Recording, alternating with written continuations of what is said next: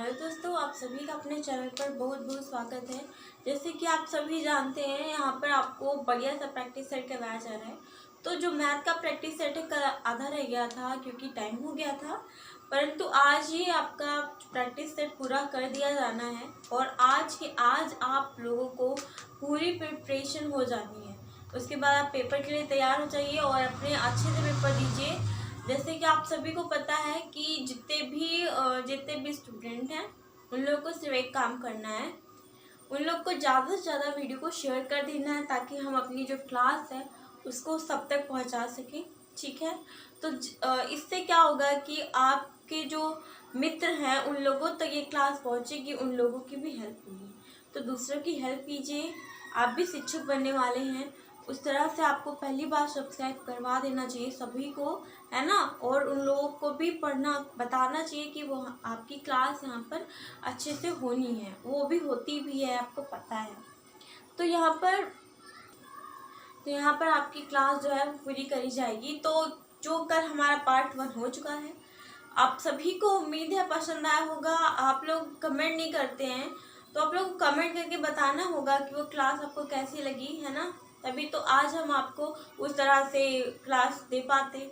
चलिए, बहुत सारे लोगों ने कमेंट कर दिए हैं, उनको क्लास अच्छी लगी है, परंतु बहुत सारे लोगों ने अभी तक ना तो शेयर किया, ना पढ़ा है और ना देखा है।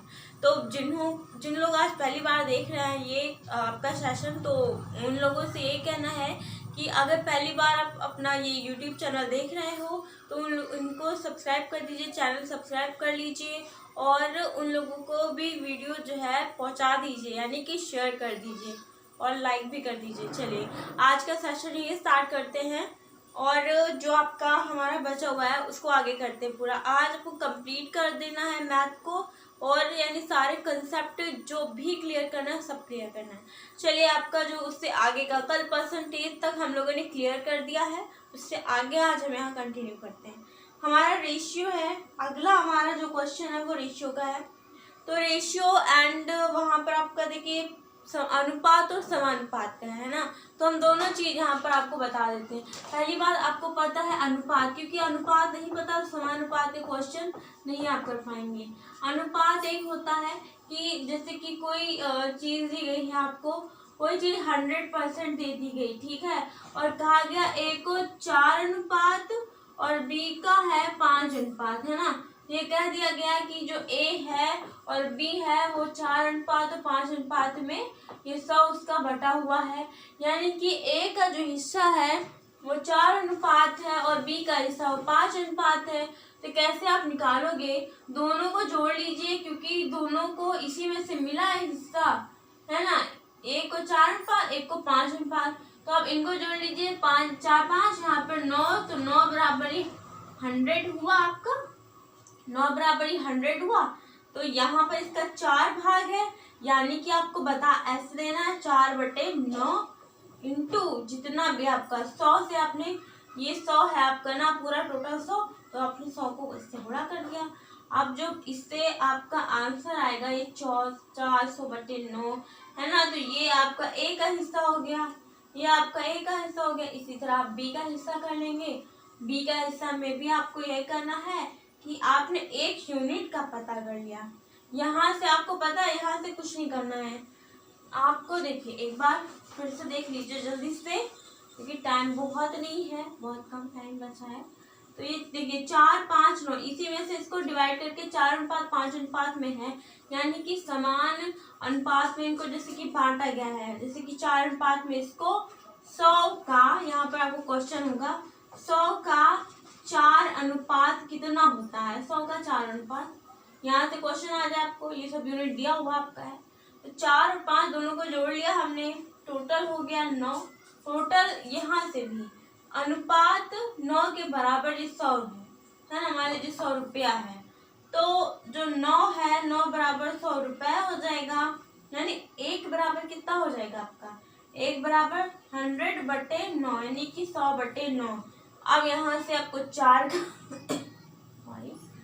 का निकालना है, तो यहाँ पर 4 को गुणा कर दीजिए ए का हिस्से के लिए। अगर बी का निकालना है तो कुछ मत कीजिए, बी के लिए आप यहाँ पर 5 कर दीजिए और ये आपका यहाँ पर बी निकल आया, हो गया। तो ये अनुपात आपका हो गया। मान लीजिए कोई चीज लिखा है A अनुपात B, तो आप इसको कैसे लिखोगे, A/B। ये आपका इस तरह हो जाएगा।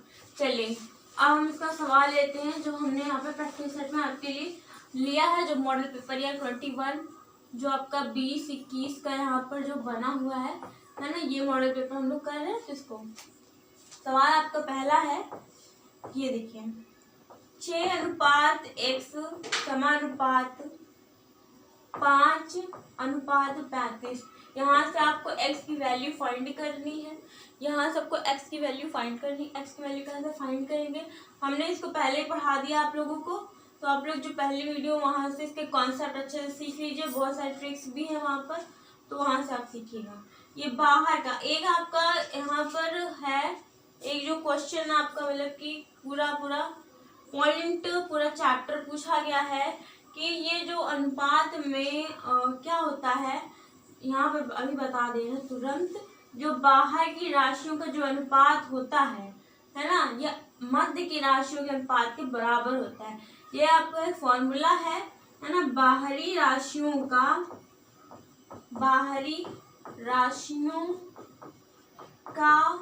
या परिमेय संख्या भी बोल सकते हैं, बाहरी राशियों का गुणनफल जो होता है, गुणनफल बराबर क्या होता है, बराबर मध्य राशियों का गुणनफल। ठीक है, इतने ऐसा होता है आपका, ये एक नियम होता है। तो इस नियम से हम ये अनुपात के सवाल भी लगा लेते हैं और आपका ये कॉन्सेप्ट भी क्लियर हो जाएगा। मान लीजिए क्वेश्चन में आएगा तो आप लोग वहाँ पर इसका आंसर जरूर कीजिएगा, क्योंकि क्वेश्चन आया हुआ है इसलिए बता दिया। तो ये आपको करना है, बाहर वाले राशियों का ऐसे गुणा कर लीजिए, बराबर कर लीजिए x × 5। अब यहाँ पर x की वैल्यू फाइंड कर सकते हैं, कैसे करेंगे, 5 × 5 5 × 7 35 और 6 × 7 42। तो x बराबर आपका 42 यहाँ पर आंसर आ गया। अगला क्वेश्चन देख लेते हैं। यहाँ पर अगला क्वेश्चन जल्दी से देखते हैं। चलिए अगला क्वेश्चन दिया हुआ है आपका कि 952 रुपए को ABC है ना, ABC आपका क्रमशः दिया हुआ है। यहाँ पर ABC आपका दिया हुआ है 37, 18 और यहाँ पर आपका 13। ठीक, 13 दिया हुआ है। यहाँ पर आपको क्या करना है, ठीक है, का आपको अनुपात बताना है ना, यहाँ पर आपका अनुपात बताना है। चलिए का अनुपात बताइए, एक समानुपात का, एक आपका ये अनुपात का सवाल। चलिए इसको कर लीजिए, जल्दी से कीजिए सवाल, फटाफट कर लीजिए। तो यहाँ पर आपको पता है कैसे आप निकालोगे, अभी बिल्कुल बताए हैं। टोटल आपका 952 है। ये आपकी यूनिट्स दी गई हैं जो A बराबर, B बराबर और C बराबर है ना। A के लिए ये है, B के लिए ये हो गया और C के लिए आपका ये आ गया। चलिए पहले क्या करते हैं, इनको सबको जोड़ लो, टोटल तो पता चले कितना होता है। तो 3 यहीं से करना स्टार्ट करते सवाल में। 7 × 7 18 हासिल आया, 1 1 1 2 3 5 1 6, टोटल हो गया 68। ठीक, कुछ करना होगा 952। A के लिए A का कितना अनुपात है बताने के लिए, A का यहाँ पर कितना, मतलब कितने एक हिस्से में कितने रुपए आएंगे, एक हिस्से में कितने रुपए आएंगे वो तुमको बताना है। यहाँ पर 952 गुणे कर लेंगे 37, क्योंकि आप एक निकाल रहे हैं, बटे 68। ठीक, इसको सॉल्व कर लीजिए, कितना आएगा आंसर, 2 3 6 2 चौके 8 2 3 6, यहाँ पर रखिए, 2 चौके 8 आ गया, 2 7 14 2 6 12। फिर से आप कर लेंगे, 2 1 2 2 7 14 2 2 4 2 3 6 2 8 16। ठीक है, आपका ठीक है, 17 क्रम 17 17 क्रम 17 और ये हो गया 68, 17 चौको 68। 37 का गुणा आप 14 से कर लीजिए, इसका आंसर जो होगा वो यहाँ पर आपका आ जाएगा। ठीक, इसी तरह आप B का निकाल लेंगे। या आपका यहाँ पर मॉडल पेपर है, आप लोग को आंसर करना है, कमेंट में करके आंसर कीजिए। और यहाँ पर आपको बहुत जल्दी से सारा प्रैक्टिस सेट करना ही करना है आज के आज। तो यहाँ पर आपको थोड़ा सॉल्विंग खुद करना पड़ेगा, तो कर लीजिए थोड़ा सा। चलिए बी का लिए देख लेते हैं। 952 गुणे वो आपका 18 है और टोटल आपका 68, ठीक है, ये आप सॉल्व कर लीजिए आएगा। और सी में आपका हो जाएगा 952 है ना, 952 गुणे ये आपका 13/68, ठीक है, ये आपको यहाँ से। तो आपको ये जो है ये यहाँ पर आपको इसकी वैल्यू हम कमेंट में जरूर बताइएगा। चलिए इसको सॉल्व यहीं पर कर देते हैं, ए नंबर अपना ए को। चलिए यहाँ पर है 7 चौक 28, ठीक है, 4 तिया 12, 7 एक 7 और हासिल आपके 2, 7 4 11 21, ठीक है, 3 एक 3 2 5, ये आपका आ जाएगा 518, है ना। आप लोग को ये वाली ट्रिक जो है गुणा की ट्रिक आपको सीखनी है तो आप लोग कमेंट में जरूर बताइएगा। हम आपको बहुत अच्छी अच्छी ट्रिक्स सिखाएंगे यहाँ पर। फिलहाल तो आपका प्रैक्टिस है तो जल्दी से कर लीजिए। अगला क्वेश्चन देख लेते हैं फटाक से, सारे कंसेप्ट क्लियर भी करने हैं ना। चलिए आपका दिया हुआ है 675 रुपए दिए गए हैं। चलिए 675 रुपए यहाँ पर दिए गए हैं और यहाँ पर आप लोगों को ए और बी का जो है वो अनुपात दिया गया है।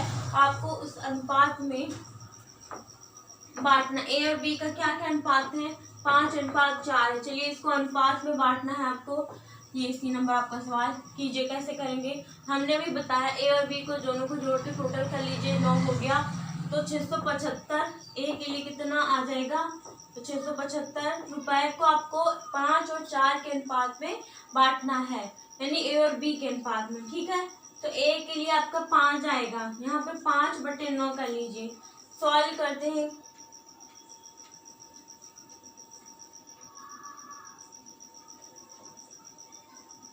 ठीक है, 9 7 63 और 9 5 45। चलिए अब यहाँ पर आप करेंगे 25 और 7 5 35 और 37। ये आपको कुछ आंसर आ गया। बी के लिए आपको इसी तरह निकालना है 675, ये आपका हो जाएगा। बी का कितना अनुपात है, 4, तो 4 टोटल कर लेंगे 9। यहाँ पे आपको कमेंट में करके आंसर बताइए। चलिए तो ये आपका जो है यहाँ पर सॉल्व हो जाएगा। तो 315 जो 675 में, चलिए इसको सॉल्व करके बताते हैं आपको, है ना, सॉल्व करके बता देते हैं जल्दी से, टाइम तो बिल्कुल नहीं है। चलिए इसको आप कर लीजिएगा जो भी आएगा। तो ये 675 रुपए में से ये 315 जो है ये आपके ए का हो जाएगा और आपका जो बी का हिस्सा होगा तो आपको यहाँ पे कुछ नहीं करना, सीधे से निकाल ले सकते हैं। और 5 से 5 0, 7 में 6 और यहाँ पर 360 रुपए जो हो जाएंगे। 360 रुपए वो बी का है ना, अनुपात में 5 और 4 का अनुपात। ये 675 को 5 और 4 के अनुपात में कितना ए के लिए इसका 315 हो गया और बी के लिए इसका 360 हो गया। ये रही कुछ वैल्यूज इसकी, तो ये इसका आंसर हो गया। अगला क्वेश्चन देख लेते हैं। अगला क्वेश्चन आपका है चक्रवृद्धि ब्याज का है। आपको कॉन्सेप्ट में आगे पढ़ाया जा चुका है, मैथ में आपको देख लेना होगा। चलिए चक्रवृद्धि ब्याज का सवाल आपका पहला है। आपको सबको निकालना पता है क्योंकि हमने बताया है आप लोग को। चलिए आपको देख लेना है, यहाँ पर चक्रवृद्धि ब्याज निकालना है आपको, ठीक है। ये आपका इस कॉन्सेप्ट से है, CI कंपाउंड इंटरेस्ट 16,000 रुपए नहीं 1600 रुपए, ठीक है 16,000 रुपए का 10%, ये आपका 10% वार्षिक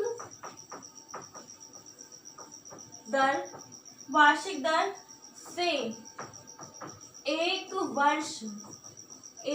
वर्ष का, चलिए 1 वर्ष का चक्रवृद्धि ब्याज ज्ञात कीजिए, ठीक है। ब्याज ज्ञात कीजिए, जल्दी जल्दी कीजिए, सवाल को सारे क्लियर करने होंगे आज के आज, है ना, तो जल्दी से कीजिए। तो आप लोग को बताना है यहाँ पर क्या कहा जा रहा है कि 16,000 रुपए का 10% वार्षिक दर से 1 वर्ष का चक्रवृद्धि ब्याज आपको बताना है कि कितना होगा। ठीक है, तो आपको पता है ये आपका प्रिंसिपल यानी कि मूलधन हो गया, है ना। तो मूलधन के लिए यहाँ पर लिख लेते हैं 16,000 रुपये, ये मूलधन हो गया। 10% यानी कि जो दर है इसकी वो आपकी 10% है, और ये टाइम कितना है, 1 वर्ष का टाइम है ना। अब आपको यहाँ से मिश्र जो है क्या निकालना है, चक्रवृद्धि ब्याज। आसान होगा निकालना, चलिए निकाल लीजिए। यहाँ पर आपको चक्रवृद्धि ब्याज पता करना है, कीजिए पता, जल्दी जल्दी कीजिए। चलिए लगा लीजिए यहाँ पर अपना सवाल। चलिए यहाँ पर थोड़ा कंसेप्ट में आपका और सवाल है, जबकि जो आपका ब्याज है वो ब्याज प्रति छमाही देय है, ठीक है, प्रति छमाही देय है। यानी कि छमाही में आपको पता है एक वर्ष में कितनी छमाही होती है, एक वर्ष में 2 छमाही होती है। इसको आपको 2 ईयर के हिसाब से निकाल लेना है। कैसे निकालेंगे, चलिए ठीक है, चक्रवृद्धि ब्याज को देख लेते हैं कैसे निकालेंगे आप लोग। ठीक है, आप सभी को फॉर्मूला एक पता है, ए बराबर होता है, ए बराबर क्या होता है, पी, है ना, P 1 + R/100 और इसकी पावर n, जो आपका टाइम होगा। तो आप एक निकालिए, यहाँ पर ए बराबर निकाल लीजिए। प्रिंसिपल दिया है 16,000 और ये आपका हो जाएगा 1 + 10% लिखा हुआ है, तो 10/100, और यहाँ पर आपको 2 ईयर के हिसाब से, क्योंकि छमाही का है तो हमने बताया था यहाँ पर 2 ईयर के लिए 2 कर दिया। ये हो जाएगा 100 × 100 है 100। चलिए 16,000 गुणे 100 × 100 + 10 तो 110/100, 2 बार है तो हम 2 लिख लेंगे यहाँ पर। चलिए दिख नहीं रहा नीचे, ऊपर कर लेते हैं। चलिए यहाँ पर है आपका अमाउंट बराबर निकालना है, जो आपका यहाँ से मिश्र धन निकलेगा फॉर्मूले के हिसाब से, तो 16,000 हो जाएगा, और यहाँ पर आपका हो जाएगा 110/100, क्योंकि 2 ईयर के हिसाब से निकाल लेना है छमाही के लिए, तो ये आपका हो जाएगा। अब इसको सॉल्व करना है, कीजिए जल्दी से। तो यहाँ पर 1 1 1 1 और ये शून्य गया, और यहाँ पर ये देखिएगा। चलिए तो करना क्या है, 11, ठीक है, यहाँ पर आपको कर लेना है सवाल को। चलिए इसको गुणा करना पड़ेगा, 16 11 गुणे 11, इसको आपको सॉल्व करेंगे यहाँ पर, तो कितना आएगा, चलिए कमेंट में आंसर करिए फटाक से, कितना आंसर आने वाला है, कितना आंसर आने वाला है, करिए जल्दी से। ये आपका कुछ, चलिए इतना रुपया आपका अमाउंट आ जाएगा, यानी कि चक्रवृद्धि मिश्र धन आएगा, इसको कहेंगे चक्रवृद्धि मिश्र धन। आपको क्या करना है, मिश्र धन आ गया है, इसका प्रिंसिपल यानी कि मूलधन इसमें से घटा लें 16,000, ये 0 हो जाएगा, 4 हो जाएगा, 6 हो जाएगा, यहाँ पर आपका 1 है, बस यही आपका हो जाएगा कंपाउंड इंटरेस्ट या फिर चक्रवृद्धि ब्याज। तो ये आपका यहाँ पर आंसर हो जाएगा। जल्दी से अगला कॉन्सेप्ट क्लियर कर लेते हैं यहीं पर। चलिए यहीं पर अगला कॉन्सेप्ट क्लियर कर लेते हैं। अब आपको निकालना है यहाँ पर क्षेत्रफल का क्वेश्चन, क्योंकि बहुत लोग पूछ रहे थे इस एरिया वाले को करके, तो जहाँ पर क्षेत्रफल निकालने वाले में है आपके सवाल। पहला सवाल आपका है आयताकार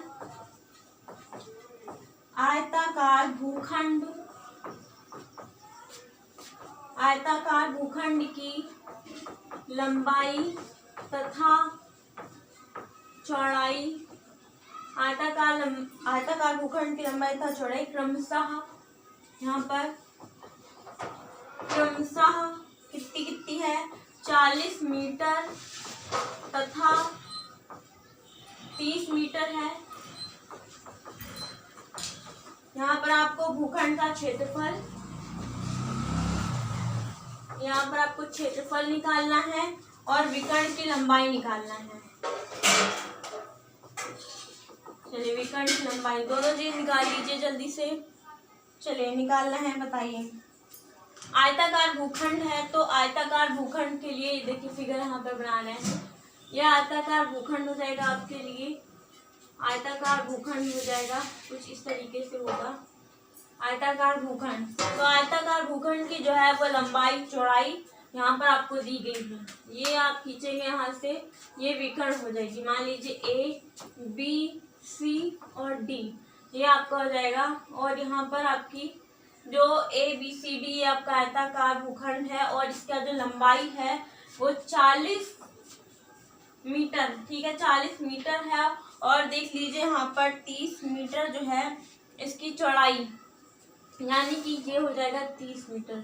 अब आपको इसमें भूखंड का क्षेत्रफल बताना है।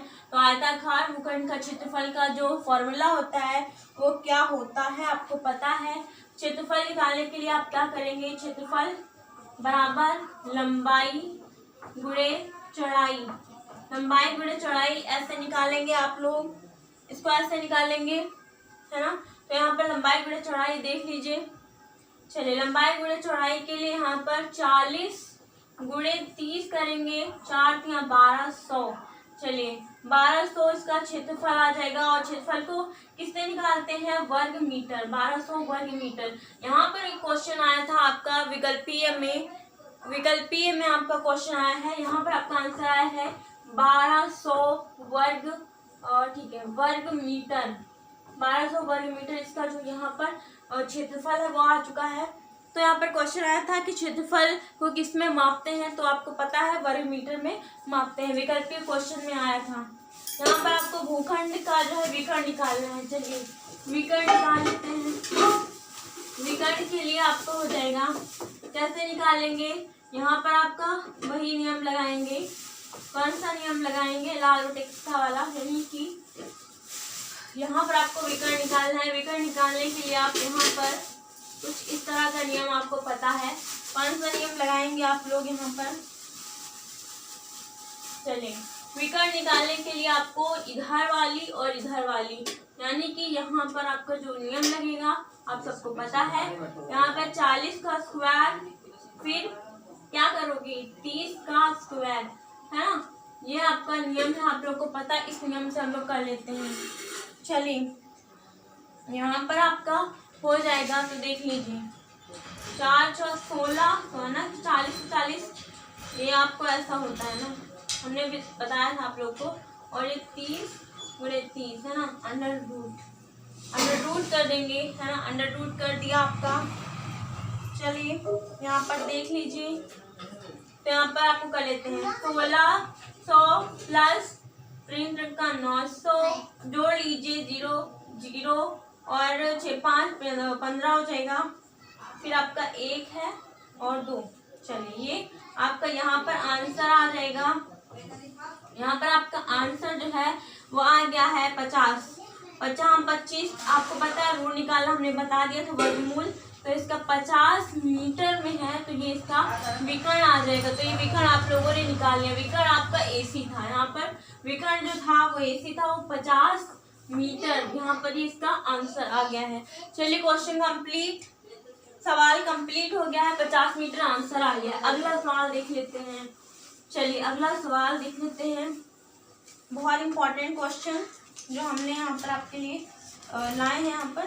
तो चलिए बहुत से सवाल हैं। चलिए आपका B नंबर का सवाल है इस कॉन्सेप्ट में। आपका सवाल है एक कमरा 20 मीटर लंबा है, 20 मीटर लंबा और तथा 15 मीटर जो है वो 15 मीटर चौड़ा है, 15 मीटर चौड़ा है। चलिए 15 मीटर चौड़ा है, यहाँ पर आपको 15 मीटर चौड़ा है। और इसके फर्श पर, यहाँ पर देखिए लिखा है, इसके फर्श पर 60 सेंटीमीटर चौड़ी, 60 सेंटीमीटर चौड़ी जो है दरी बिछाने कार्य,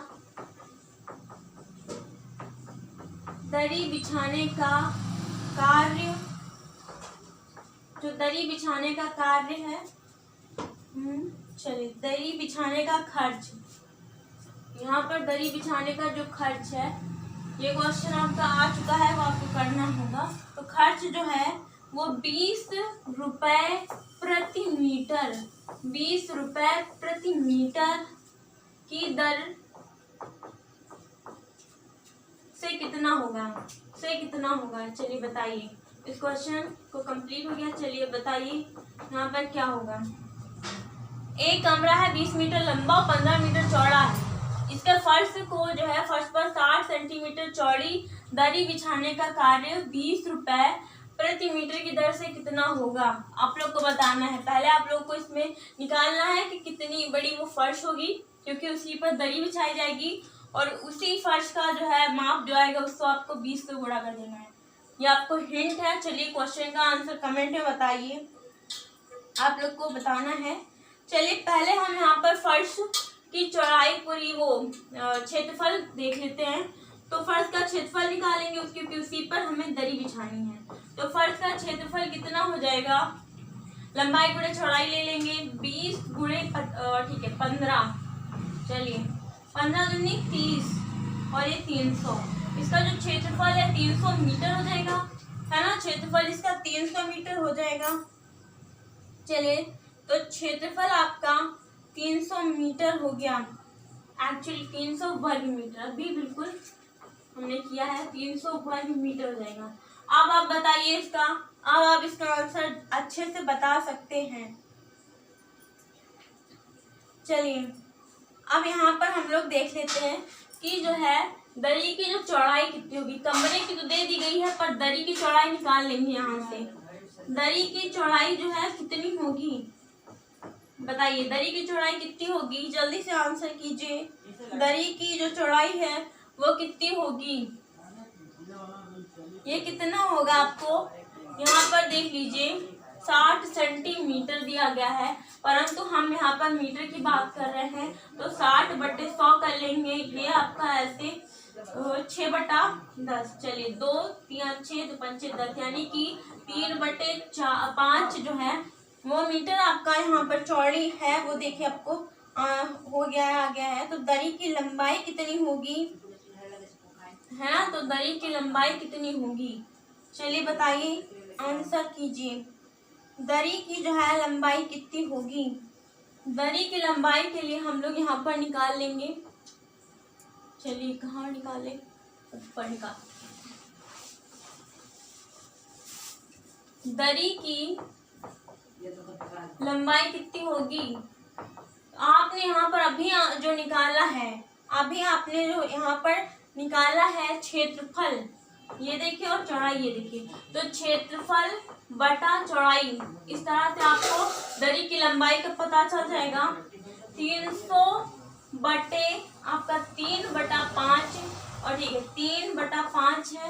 ये 5 आपका ऊपर चला जाएगा, यहाँ कर लेते हैं 5 और ये चलिए 300 यानी कि 500, ठीक है। ये आपका 500 मीटर जो है, 500 मीटर क्या होता है, ये जो है दरी की लंबाई हो गई। अब इसको बिछाने में कितना खर्चा आएगा, 500 मीटर की लंबी है दरी, इसको बिछाने में खर्चा आएगा 20 रुपया, जो था यहाँ पर क्वेश्चन में था 20 रुपए प्रति मीटर की दर से, ठीक है, 20 रुपए प्रति मीटर की दर से। तो यहाँ पर 500 मीटर है तो 20 रुपए प्रति मीटर, यानी कि 500 को 20 से हमने गुणा कर दिया, 5 दूनी 10 और 1 2 3, चलिए 10,000 रुपए का यहाँ पे खर्चा आ गया। 10,000 रुपए का ये खर्चा आ गया और इसका आंसर कंप्लीट हो गया। क्वेश्चन आपका यहाँ पर हो गया कंप्लीट। तो चलिए ये आपके कुछ सवाल रहे, बहुत ही महत्वपूर्ण सवाल जो आपके पेपर में आएंगे। तो यहाँ पर आपका अभी भी बहुत सवाल हैं जो त्रिभुज के हैं और हमने लिए हैं, परंतु समय हो चुका है तो हम अब इनको अगली क्लास में डिस्कस कर लेंगे। बस थोड़ा ही कॉन्सेप्ट आपका है त्रिभुज वगैरह का। तो चलिए ठीक है, आपसे लेते हैं विदा, मिलेंगे अगली वीडियो में। और फिर आपको यहाँ पर जितना भी बचा हुआ है थोड़ा और प्रैक्टिस कर लिया जाएगा, पेपर होने में भी 1 दिन 2 दिन शेष हैं। चलिए, और जैसे कि एग्ज़ाम सेंटर को हमने वहाँ पर लिस्ट कर दिया है, एग्ज़ाम सेंटर का लिस्ट देख लीजिए जो नई लिस्ट आई है, और जो लोग पूछ रहे थे कमेंट में उनका अपना, तो उनका हमने वहाँ पर डिस्कस कर दिया है। यहाँ का जो आपकी मैथ की प्रैक्टिस कैसी रही, आपकी प्रैक्टिस, वो भी आप यहाँ पर लिख के बताइएगा। और लेते हैं आपसे विदा, मिलेंगे अगली वीडियो में अच्छे से अपने कॉन्सेप्ट और ट्रिक्स के साथ। अब हम आपको मैथ की ट्रिक्स बताएंगे क्योंकि बचा है कुछ एक दो दिन का आपका, अब यहाँ पर ट्रिक्स कर लेंगे। चलिए ठीक है, लेते हैं आपसे विदा, मिलेंगे। इसके पहले वाले पार्ट को आप जरूर कीजिएगा, ये पार्ट आपका दूसरा है, अब आने वाला तीसरा होगा, तो आपको करना ही करना है, सारे अच्छे से सीख लीजिए। Bye bye, take care.